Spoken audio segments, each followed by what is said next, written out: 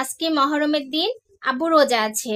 সেই জন্য আম্মু আজকে রান্না করেছে পোলাও, দুধ সেমাই, মাছ ভাজা, খাসির মাংস এবং সালাদ।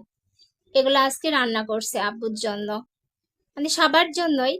তা আজকে মহরম উপলক্ষে আব্বু ইফতারের জন্য এখানে পেঁয়াজু, ছোলা, জিলাপি, চানাচুর, কাঁচা বাদাম নিয়ে আসছে।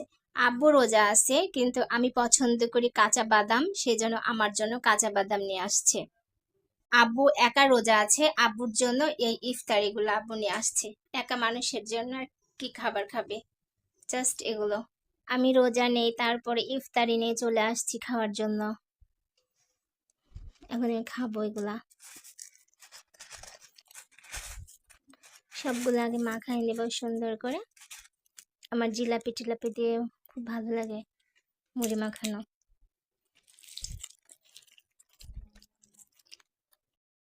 কে আব্বু আজকে মহরমের রোজা রেখেছে, তা আব্বু ইফতারি নিয়ে এসেছে বাসায়। অবশ্য আব্বু একাই রোজা আছে, তারপর আমি ওইখান থেকে অল্প করে নিয়ে আসলাম খাওয়ার জন্য ইফতারি।